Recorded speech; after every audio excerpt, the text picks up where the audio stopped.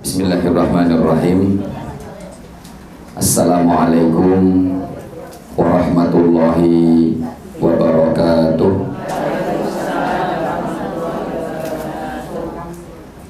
Innal hamdalillah nahmaduhu wa nasta'inuhu wa nastaghfiruh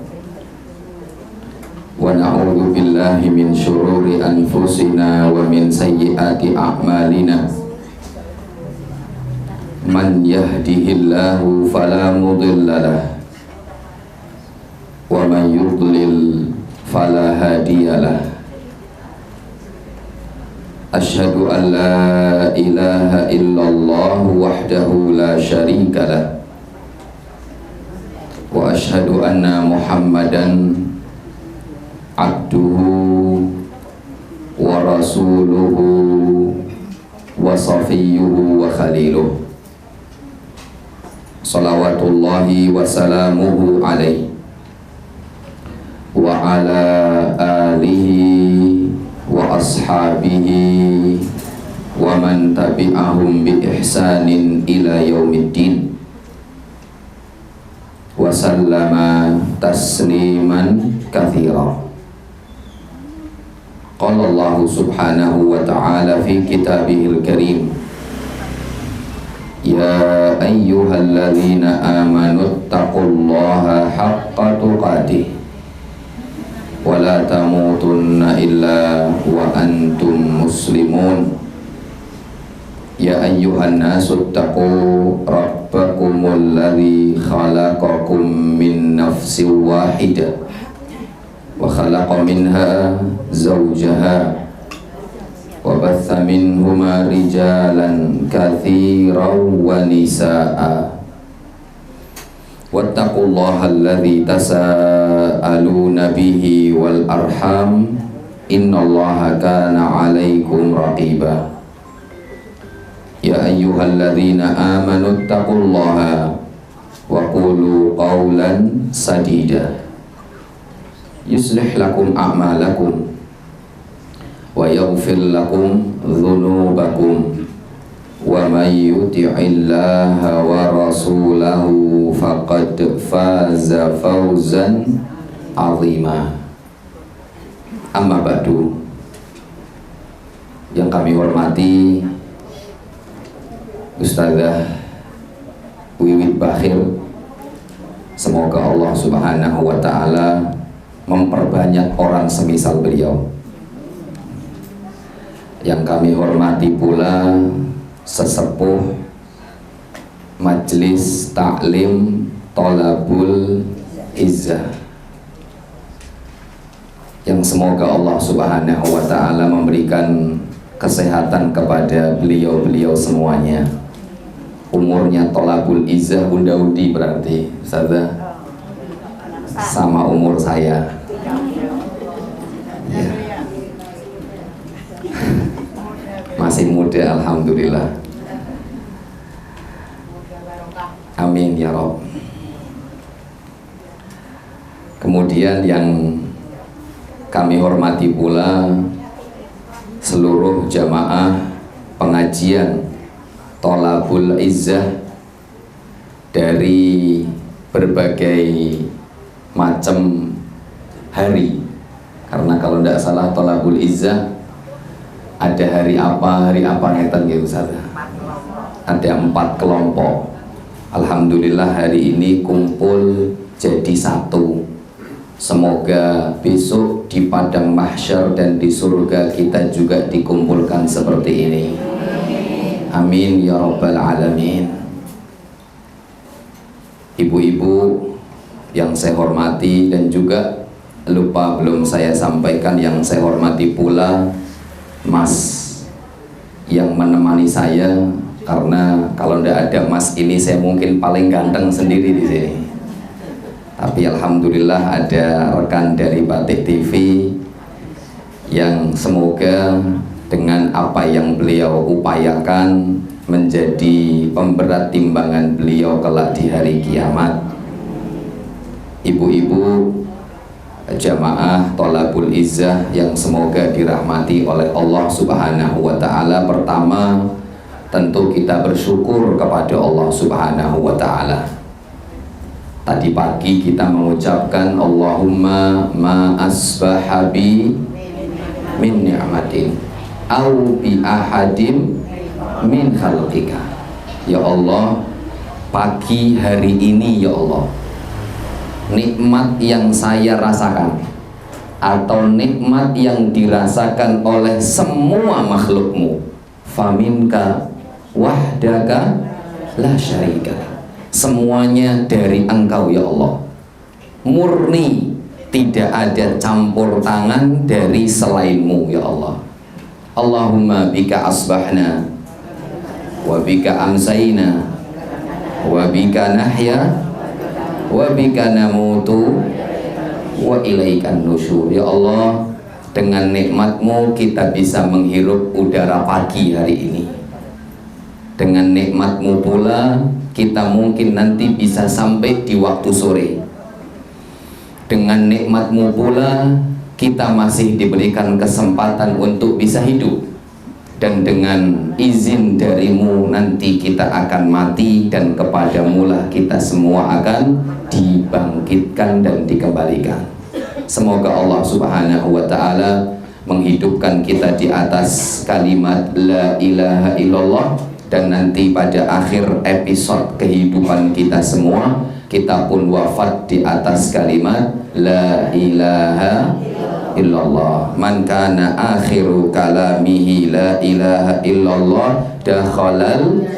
Siapa yang akhir ucapannya adalah la ilaha illallah, maka pasti masuk surga. Semoga Allah Ta'ala, sekali lagi kita berdoa, kita kelak diwafatkan dalam keadaan husnul khatimah. Amin ya rabbal alamin. Karena ya sudah, kita ini tinggal menunggu waktu panggilan saja. Yang muda meninggal banyak, apalagi yang tua. Sing nom meninggal itu kata, apalagi yang sudah tua. Tinggal sauntuk maneh, maka alhamdulillah panjenengan patut bersyukur kepada Allah. Di sisa yang sauntuk maneh tadi, Allah masih mudahkan panjenengan untuk bisa menyibukkan diri menuntut ilmu. Tadi Ustazah menyampaikan bahwa menuntut ilmu itu amal yang paling afdol. Menuntut ilmu adalah amal yang paling afdol. Kata para ulama, dan saya pernah sampaikan di tempat ini, tidak ada amalan yang pahalanya menandingi menuntut ilmu. Kalau niat menuntut ilmunya benar. Saya ulangi ya, tidak ada pahala amal soleh yang lebih besar daripada menuntut ilmu kalau niatnya benar. Kenapa kok Ustaz pahala menuntut ilmu nggak ada tandingannya? Karena semua amal ibadah harus pakai ilmu. Jenengan nggak bisa haji, bentar lagi haji, kecuali belajar dulu. Di antara belajarnya lewat KBIH bisa, Tante Yuli. Iya, belajar dulu. Mau sholat, kita nggak sah sholatnya kalau tidak punya ilmunya.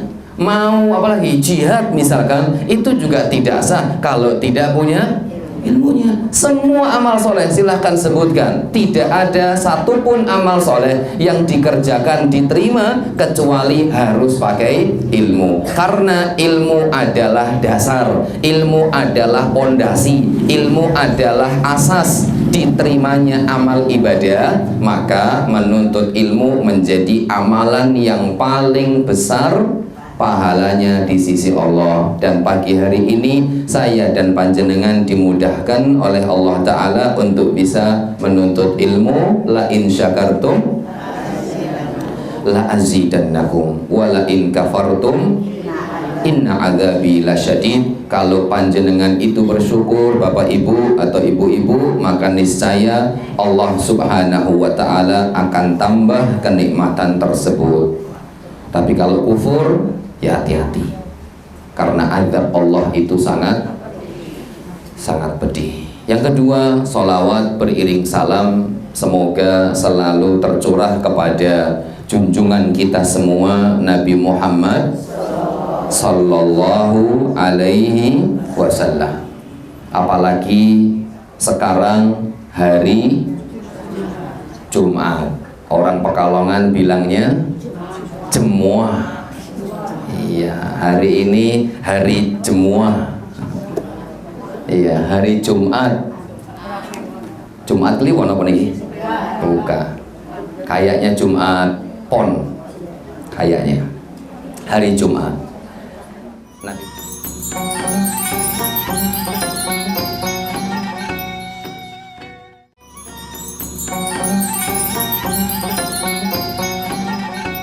Maaf ya. Ibu-ibu yang semoga dirahmati oleh Allah. Ayat yang insya Allah jenengan mesti pernah dengar lah minimal. Innallaha wa malaikatahu yusalluna 'alan nabi. Sesungguhnya Allah dan seluruh para malaikat mereka mengucapkan sholawat. Ini Allah dan malaikat saja mengucapkan sholawat. Lah kok kita medit banget tidak mau mengucapkan sholawat kepada Nabi kita Muhammad sallallahu alaihi wasallam. Suatu ketika Aisyah pernah cerita, "Lamma ra'aitu min Rasulillah tiban nafs." Ketika aku melihat Nabi Muhammad itu lagi bombong. Aisyah, siapanya Nabi Muhammad ibu-ibu? Istri. Dilihat nih, oh suami saya lagi bombong. Kelihatan wajahnya lagi ceria sumringah. Deketin suaminya, kemudian lendotan, berarti ada maunya, dilendoti. Rasulullah Shallallahu Alaihi Wasallam paham. Kemudian Aisyah menyampaikan, ya Rasulullah, ud'ullah li, wahai Rasulullah, tolong doakan saya. Oh, ternyata permintaan Aisyah kepada Nabi Muhammad ngelendot pingin didoakan. Habis itu Rasulullah berdoa, ya Allah, bayangkan ibu-ibu di posisinya Aisyah, beri bombongnya kok bujune Nabi nih. Bayangkan jenengan di posisi itu. Kata Nabi Muhammad, ya Allah, ampunilah seluruh dosa Aisyah, yang kecil, yang besar, yang dulu, yang sekarang, yang sembunyi-sembunyi, yang terang-terangan. Itu hadirkan jenengan di posisi Aisyah. Jenengan didoakan sama orang yang doanya pasti dikabulkan sama Allah. Ya Allah, ampuni dosa-dosa Aisyah seluruhnya, yang kecil atau yang besar, yang sekarang atau yang kemarin, yang sembunyi-sembunyi atau yang terang-terangan. Yang tadinya ngelendot di apa sih ini? Di pundak, langsung gak kuat Aisyah. Tersipu malu, sakata ra'suha fi hijri Rasulillah, jatuh kepalanya di pangkuan Nabi Muhammad. Terus nggak ngelendot lagi, ngelabruk ini, ngelabruk sudah. Tidur di pangkuan Rasulullah sambil wajahnya ya gimana, kalau tersipu malu kan wajahnya merah merona. Rasulullah tersenyum. Habis itu Rasulullah menyampaikan, ayat surruki doa iya Aisyah, wahai Aisyah, apakah kamu senang dengan doa saya? Kira-kira jenengan kalau ditanya seperti itu, jenengan senang nggak dengan doa saya? Ya senang. Nah, ini yang ingin saya sampaikan ibu-ibu. Kata Nabi, kata Aisyah, ya Rasulullah, ya tentu saya senang. Nah, ini yang ingin saya sampaikan. Kenapa kita harus mengucapkan sholawat kepada Nabi Muhammad? Kalau kita sampai tidak mengucapkan sholawat kepada Nabi Muhammad, terlalu kebangetan. ngono yo ngono tapi ojo ngono. Lihat apa kata Rasulullah, wallahi, demi Allah, ini baik-baik ini, demi Allah wahai Aisyah, doa seperti ini, doa yang tadi saya doakan untukmu tadi dengan lafal tadi, doa seperti itu adalah doa yang selalu saya ucapkan di setiap saya sholat, bukan untukmu saja, tapi untuk seluruh umatku. Berarti bahasa mudahnya, ya Allah, ampunilah seluruh dosa-dosa umatku, yang sekarang, yang akan datang, yang kecil, yang besar, yang mereka lakukan sembunyi-sembunyi, yang mereka lakukan terang-terangan. Kapan Nabi Muhammad doa? Apakah di sholat tahajud saja? Tidak. Apakah di sholat 5 waktu saja? Tidak. Apakah di sholat sunnah saja? Tidak. Tapi Nabi Muhammad berdoa untuk umatnya kapan? Di setiap kali. Terus kalau kita hari Jumat yang disunahkan memperbanyak sholawat dan kita tidak mengucapkan sholawat, terlalu kebangetan. Maka mari saya mengajak diri saya pribadi, ibu-ibu dan ibu-ibu semua. Ibu-ibu tugasnya nanti sampaikan di grup keluarga, ayo memperbanyak sholawat kepada Nabi Muhammad Sallallahu Alaihi Wasallam. Gampang, nggak usah panjang-panjang. Allahumma sholli wa sallim ala Muhammad, atau mungkin sallallahu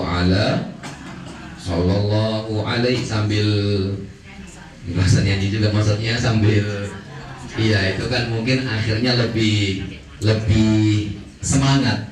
Jadi hari ini tugas saya, tugas jenengan deremimil mengucapkan sholawat kepada Nabi Muhammad Sallallahu Alaihi Wasallam. Jenengan pingin boten ibu-ibu dapat syafaat Nabi? Pingin boten berdampingan dengan Nabi? Pingin. Nabi Muhammad di surga yang paling tinggi, dan orang yang memperbanyak sholawat kepada beliau, satu, berhak dapat syafaat Nabi, dua, berhak dekat dengan Nabi Muhammad Sallallahu Alaihi Wasallam. Semoga Allah Subhanahu Wa Taala pertemukan saya, pertemukan ibu-ibu semua kelak di surga Firdaus yang paling tinggi dengan Nabi Muhammad Sallallahu Alaihi Wasallam, dan dikumpulkan juga dengan orang-orang yang kita cintai. Amin ya Rabbal Alamin. Tema kita hari ini wanita dan sedekah. Ibu-ibu, mbak-mbak, dan juga sedekah. Ini dua hal yang tidak bisa dipisahkan. Ibarat logam, dua sisi mata logam yang tidak bisa terpisah. Judulnya wanita dan sedekah. Saya pilih judul ini karena memang di depan saya adalah ibu-ibu. Kemudian tadi secara tidak sengaja, alhamdulillah, Ustazah Wiwi menyampaikan bagaimana pentingnya kita saling ta'awun, wa ta'awanu 'alal birri wa taqwa, saling tolong menolonglah dalam kebaikan. Ada satu statement yang ingin saya sampaikan di awal. Ibu-ibu dengarkan. Kalau kita sedekah kan ngeluarin uang lah ya, anggap aja sedekah pakai duit. Orang yang bersedekah itu lebih butuh dengan pahala ketimbang orang yang menerima sedekah dengan uang yang akan dia terima. Bisa dipahami? Si A sedekah kepada si B. Saat itu si B sangat butuh dengan uang, dan A bantu sedekah B, ini tak kasih 1 juta.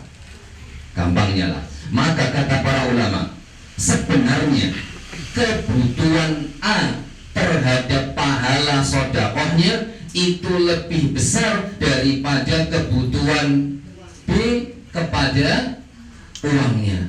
Jadi mungkin si B ini butuh sekali duit. Ketika dia dikasih duit, senangnya luar biasa. Tapi realitanya orang yang sedekahlah artinya dia yang lebih butuh kepada pahala sedekahnya. Jenengan besok kalau mau meninggal dunia, termasuk saya juga, dan juga orang-orang yang sekarang di Sapuro atau di Beji, kalau mereka semuanya masih diberikan kesempatan untuk hidup, apa yang mereka ingin?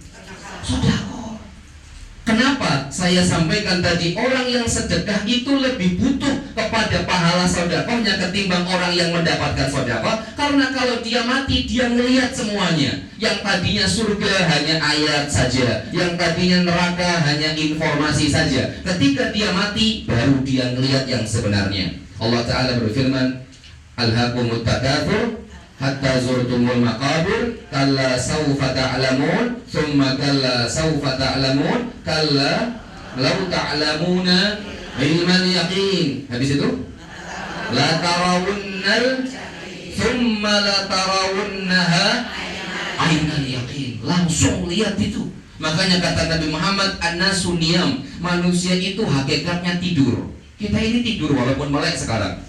Wa idza matu intabahu. Nanti kalau mati baru melek.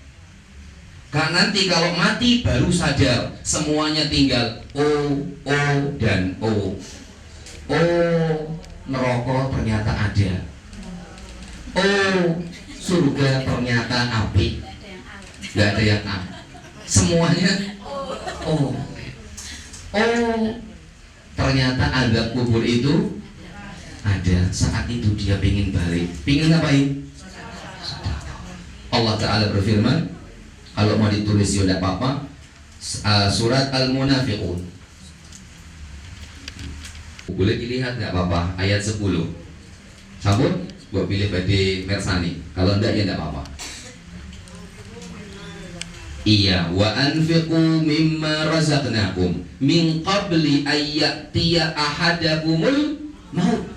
Dan sodakohlah dari apa yang kami berikan kepada kalian semua, kata Allah, sebelum datang kematian. Nanti kalau sudah datang kematian, kalian akan mengatakan, Rabbi laula akhartani ila ajalin, ya Allah, tunda saya, dundur sitik, biar saya nggak mati sekarang. Minta sitik baik. Ajalun karib. Karib itu artinya sedikit, dekat, sudah tambah sedikit ya Allah.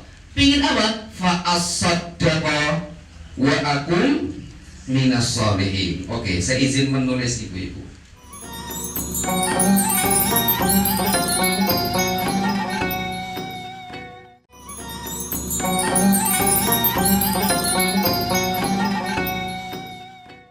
Allah Ta'ala menjelaskan, orang yang ketika sakaratul maut, yang didatangi malaikat, yang tinggal ucapannya O dan O tadi. Ketika malaikat datang, apa yang diminta oleh orang seperti itu? Tunda kematianku ya Allah, walaupun cuman sebentar ya Allah.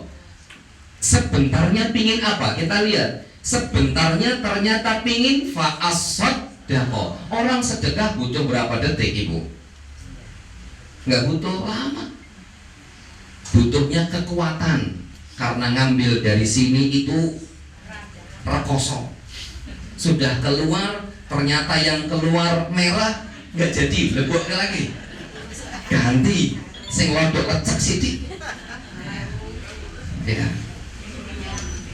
Berat, nggak butuh waktu lama, hanya butuh berat. Makanya kata para ulama, sodakoh itu ibarat jihad.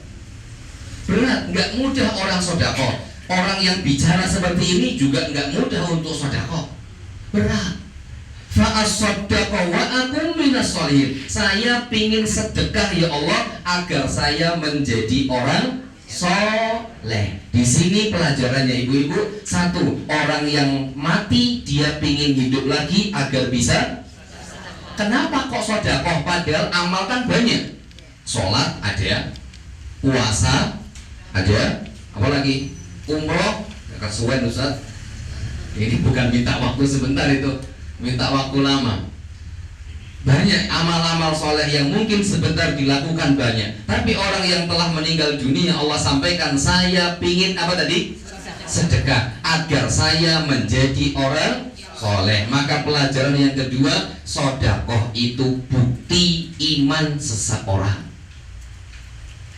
Sodakoh itu cermin kita ini beriman apa enggak. Lihat bagaimana kita sodakoh.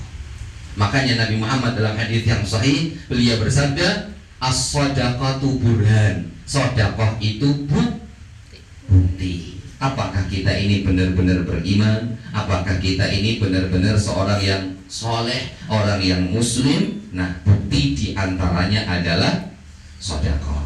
Oke, ibu-ibu yang semoga dirahmati dan juga diberkahi oleh Allah Subhanahu wa Ta'ala. Tadi saya sampaikan di awal, wanita dan sodakoh dua hal yang tidak bisa dipisahkan.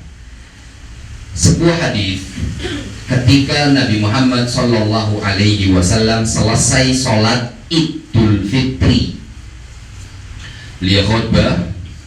Habis itu beliau selesai khutbah, beliau turun ditemani sama Bilal. Bilal itu yang tukang adzan. Masuk ke soft perempuan, karena kan mungkin suara Nabi Muhammad nggak sampai di perempuan. Akhirnya ketika beliau sudah khutbah di depan bapak-bapak, beliau mundur, beliau maju, masuk ke soft perempuan dan beliau menyampaikan lagi.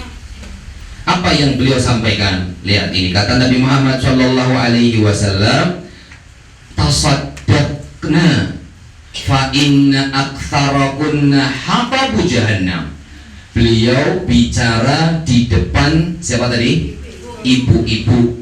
Beliau mengkhususkan nasihat ini kepada siapa tadi? Ibu-ibu, kepada jenengan semuanya. Apa yang beliau sampaikan? Wahai ibu-ibu, sodakohlah kalian. Wahai ibu-ibu, sodakohlah kalian. Kenapa alasannya Nabi Muhammad memerintahkan ibu-ibu untuk sodakoh? Fa inna aktsarakunna hatabu jahannam. Karena sesungguhnya kebanyakan ibu-ibu adalah penghuni neraka jahanam. Kalau neraka jahanam isinya 100, maka mayoritas isinya diisi oleh ibu-ibu. Mayoritas itu berarti otomatis 50% ke atas. Ya bisa jadi 60%, bisa jadi 70%, bisa jadi 80%. Intinya neraka jahanam kalau isinya 100, otomatis 50 ke atas diisi sama wanita. Nah, ini potensi seorang wanita masuk ke neraka itu besar. Makanya Nabi Muhammad SAW menyampaikan, ibu-ibu, panjenengan niki adalah potensi mayoritas penduduk neraka. Maka agar jenengan tidak masuk neraka, sodakohlah, keluarkan sodakoh. Habis itu Rasulullah SAW ditanya, ada seorang wanita yang kemudian dia berdiri bertanya kepada Nabi Muhammad SAW, ya Rasulullah, kenapa demikian? Kenapa seorang wanita menjadi penghuni neraka paling banyak? Apa kata Rasulullah SAW? Lihat, alasannya 2.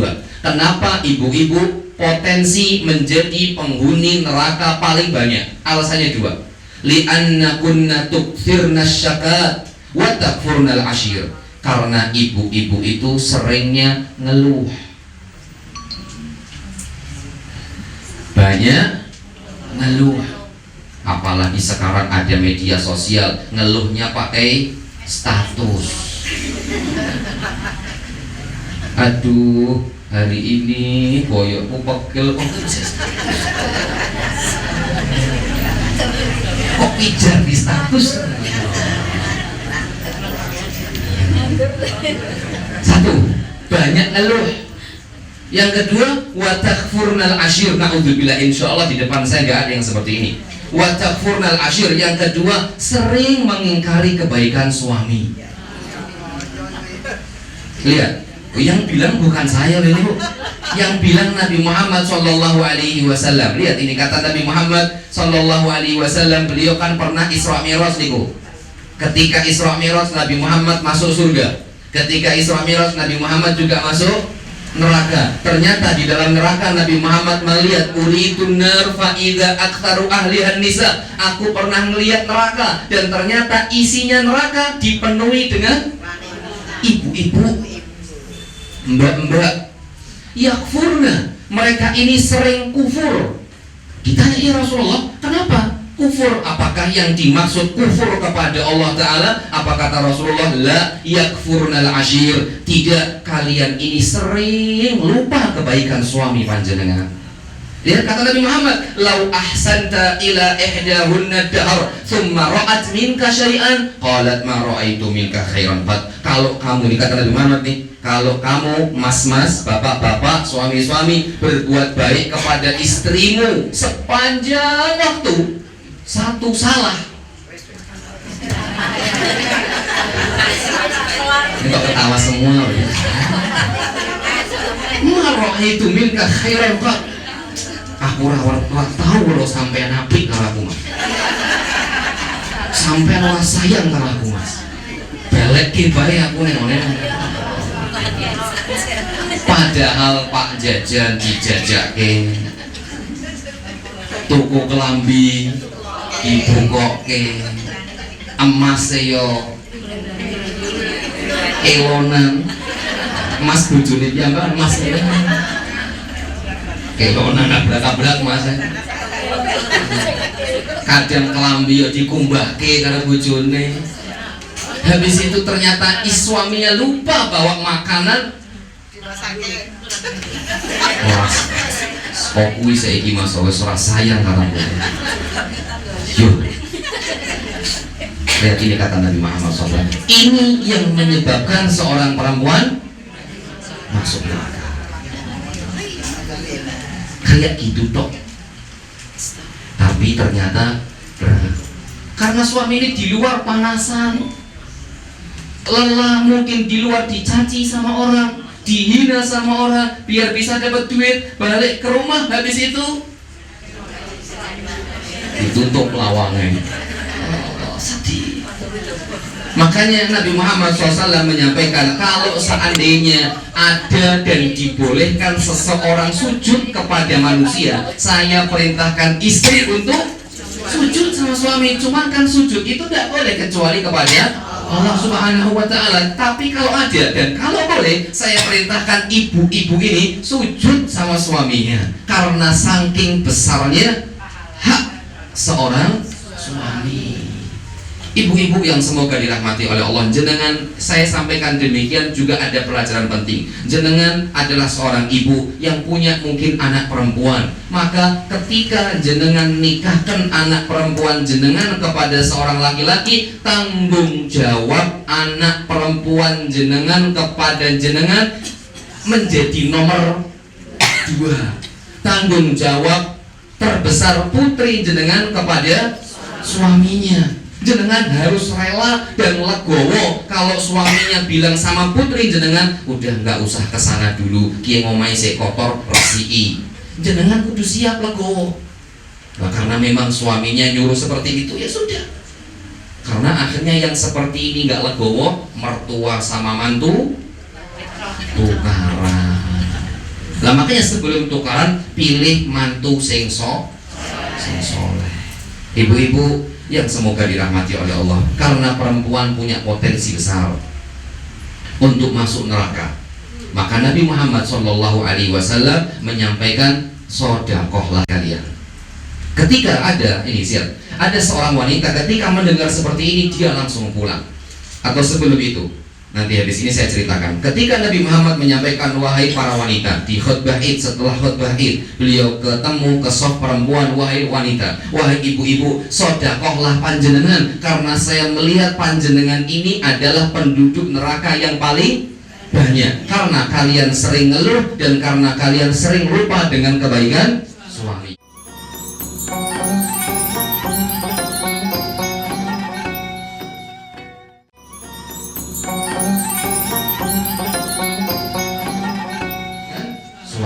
Habis itu apa yang dilakukan para sahabat perempuan Nabi Muhammad? Lihat ini, langsung saat itu mereka semuanya ngelepas gelang emas kalung emas. Ya Rasulullah, ya Rasulullah. Nah, ini siap nampani saya.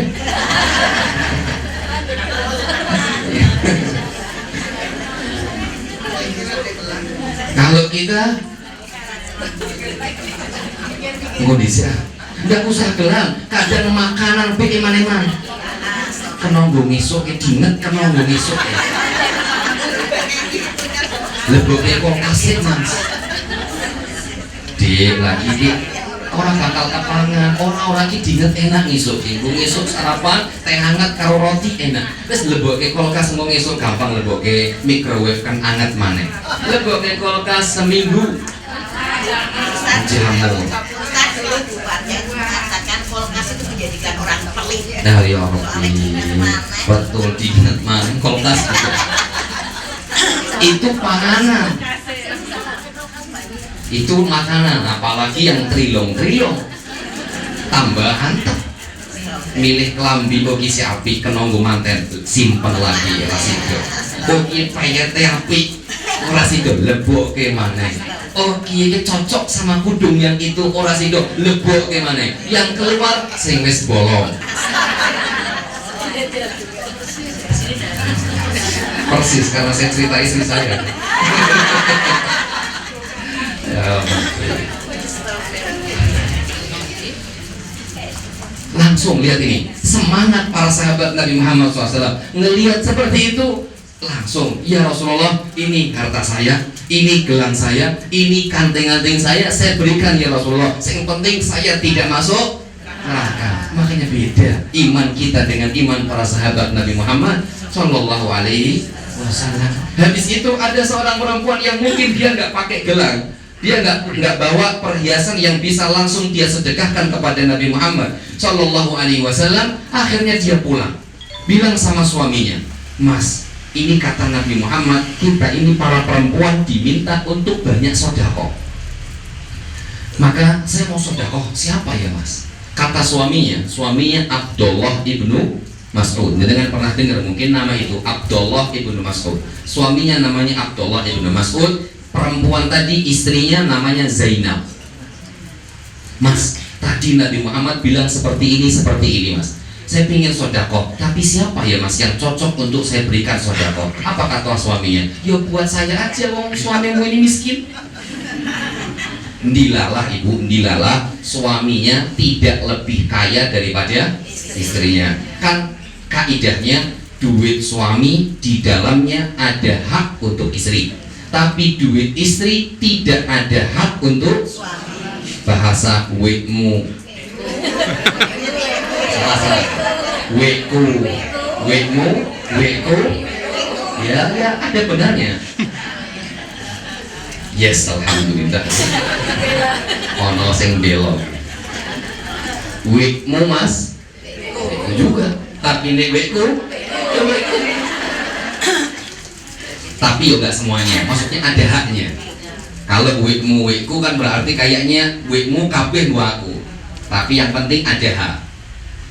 Seperti itu. Tapi kalau untuk perempuan, kalau itu perempuannya bekerja misalkan atau perempuannya punya duit sehingga dia nggak kerja atau punya saham dan seterusnya lah, pokoknya perempuan ini punya income sendiri, punya pemasukan sendiri, maka suami tidak punya hak untuk minta. Nah, keadaan suami istri ini Abdullah ibnu Mas'ud dengan istrinya Zainab ini yang lebih kaya adalah istrinya Zainab dan suaminya miskin. Income-nya lebih besar istrinya ketimbang suaminya. Nah, ketika istrinya pingin sodako, maka kata suaminya ya usah doa-doa, sodako kan bojomu. Kan seperti itu. Habis itu Zainabnya mengatakan, apa boleh seperti itu? Sebentar, saya mau datang ketemu sama Nabi Muhammad Sallallahu Alaihi Wasallam dulu. Saya mau bilang sama Nabi Muhammad. Akhirnya Zainabnya datang kepada Rasulullah Sallallahu Alaihi Wasallam. Habis itu masuk. Siapa? Kata Rasulullah, kan karena di dalam Zainab ya Rasulullah. Zainab itu saat itu banyak. Istri Nabi Muhammad yang namanya Zainab aja ada 2. Terus Zainab siapa?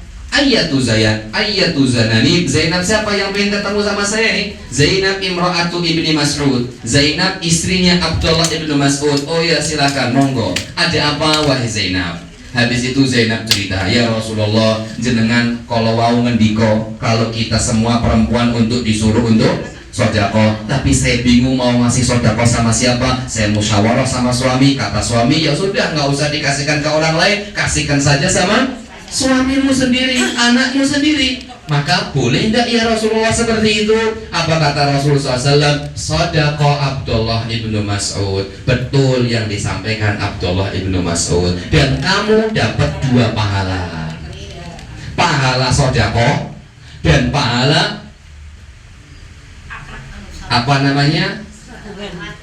Menyambung silaturahmi. Ya, silaturahmi maksudnya menyambung hubungan baik antara dirimu dengan suamimu. Jadi kalau ibu-ibu jenengan, ibu-ibu ini yang duitnya lebih banyak, sodakoh sama suami boleh. Ya mas, tak sodakohi mas.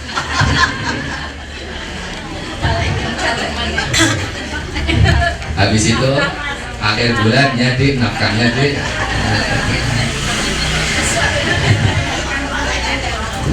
Rasul mengatakan kepada Asma, adiknya Aisyah, berarti siapanya Rasulullah? IP-nya Nabi Muhammad SAW. Ya Aisyah, ya Asma binti Abi Bakar, tasaddaqi wala tu'i.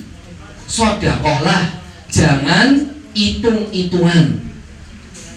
Sodakohlah, nggak usah hitung-hitungan. Jangan ditutup-tutup hartamu. Fayu'a alaiki, nanti kalau kamu perhitungan ketika kamu mau sedekah, Allah bakal perhitungan sama kamu ketika Allah ngasih sama kamu. Jangan perhitungan. Kalau kamu mau sedekah, jangan ditutup-tutupi. Maksudnya ditutup-tutupi itu nggak keluar, bukan ditutup-tutupi biar nggak kelihatan sama orang, bukan. Cuman ditutup, nggak jadi sedekah lagi, nggak jadi sedekah lagi. Jangan seperti itu. Kalau seperti itu nanti rezekimu juga ditutup sama Allah Subhanahu wa taala. Dalam riwayat yang lain Nabi Muhammad mengatakan, la tuhsi fayuhsi Allahu alaik. Jangan perhitungan kalau kamu sedekah, nanti Allah perhitungan ngasih kamu rezeki. Dalam riwayat yang lain Nabi Muhammad mengatakan, la tu'i fayuhi Allahu alaik irdhahi mastata'ti. Jangan kamu tutup rapat hartamu, nanti Allah akan menutup rapat rezekimu. Di sini ada pelajaran. Pembalasan itu tergantung dengan amal perbuatan.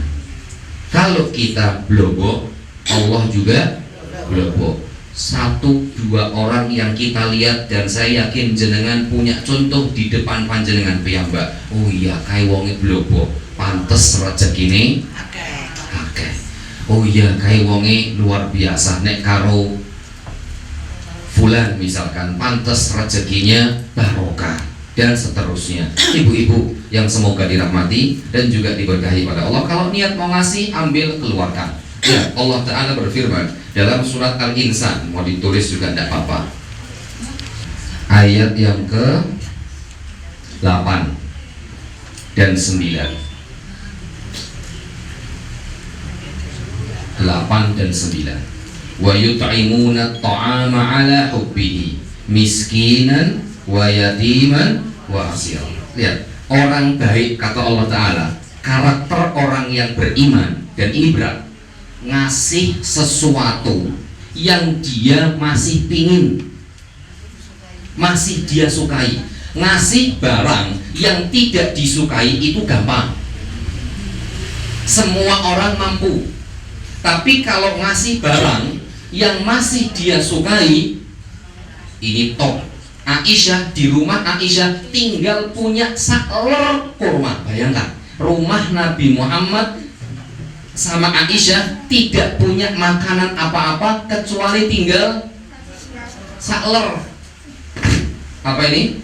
Kurma. Bayangkan ini, kurma tinggal saler dok. Padahal kita di Salim AR banyak itu. Kalau Salim AR macam-macam di kampung Arab ya. Ini kurma tinggal saler. Padahal di sana sumbernya kurma, tapi Nabi Muhammad nggak punya apa-apa, tinggal saler dok. Nabi Muhammad masih di masjid, Aisyah di rumah. Tahu-tahu datang tamu, seorang ibu bawa 2 anak perempuan, nangis anak perempuannya. Masuk ke rumah Rasulullah, wahai Aisyah, apakah di rumah Rasulullah ada makanan? Ada, tapi tinggal saler kurma nih.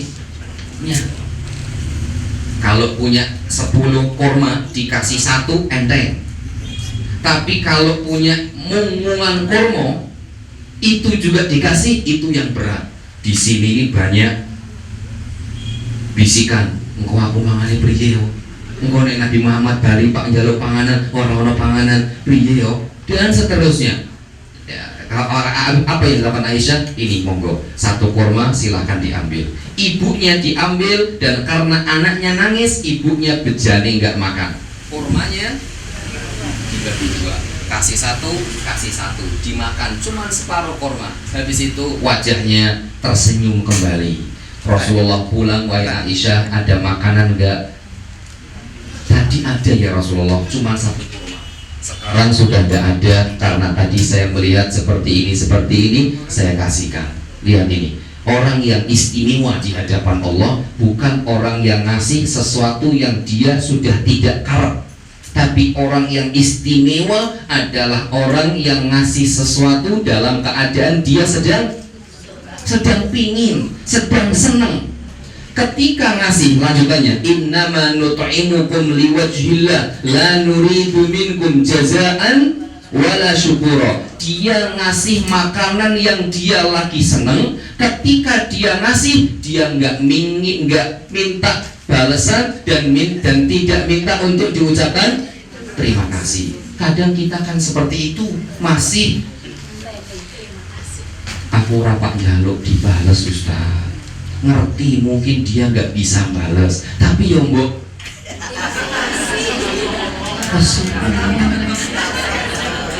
masuk kesuwun kok ora bisa ya Ustaz yo. Mbok kandhani sih Ustaz. Sebelum saya ngandani beliau, saya ngandani jenengan dulu ini. Mungkin lihat, yang dikasih bukan barang yang sudah nggak dipakai, yang dikasih barang yang lagi seneng. Bayangkan bagaimana beratnya itu. Lagi senang-senangnya dikasih. Ketika dikasih, yang nerima tidak kesuwun. Gimana rasanya? Oh iya dongkol ngesuk maneng tak titeni ora tak kei. Tapi lihat, Allah Ta'ala puji orang yang tidak seperti itu. Orang yang ngasih dalam keadaan sedang senang, dalam keadaan sedang pingin. Habis itu ketika dikasih nggak mengharap apapun balasan. Nabi Muhammad pernah dipuji bajunya, ya Rasulullah, baju jenengan bagus ya Rasulullah, baru dipakai ini Nabi Muhammad, bajunya baru dipakai. Buat saya ya Rasulullah, dilepas kasih semuanya. Ya Allah, jenengan kalau bilang Ustaz bajunya bagus buat bojoku Ustaz, belum tentu saya bisa itu. Ibu-ibu bilang, Bu, Masya Allah gelang jenengan api Bu. Oh, buat aku beli Bu.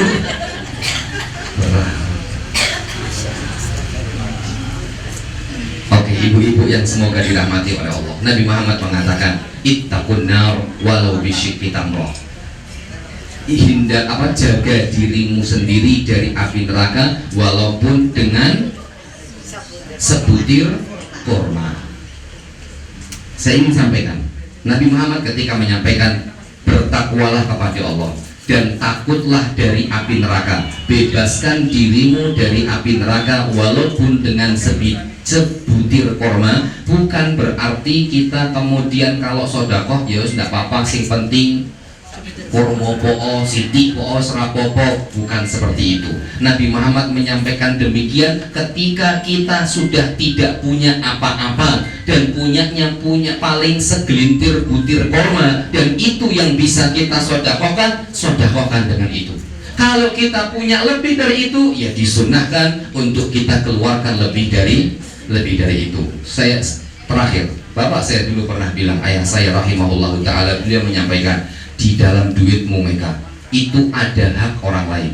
Nek orang mau toke duit kui bakal metu, yo dilalah kue loro duitnya metu, yo dilalah anakmu loro yo duitnya metu, yo dilalah omahmu bocor yo duitmu bakal metu. Intinya dalam duitmu itu ada duit milik orang lain. Kalau kamu nggak keluarkan duit itu, mau nggak mau pasti keluar.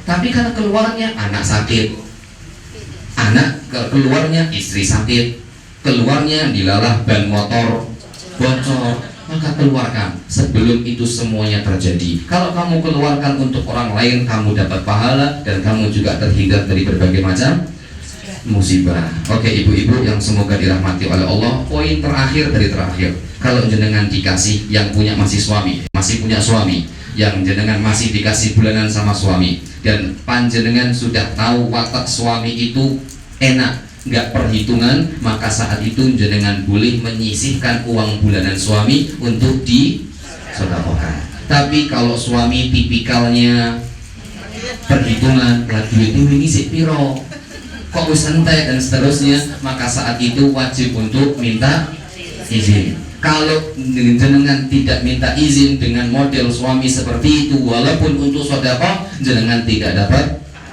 pahala. Tapi kalau suaminya olehan, ora poponan, maka saat itu jenengan sedekah, suami jenengan dapat duit, dapat pahala, dan jenengan juga dapat pahala. Dan terakhir, dari terakhirnya lagi, karena masih banyak sebenarnya, cuman waktunya sudah gak cukup.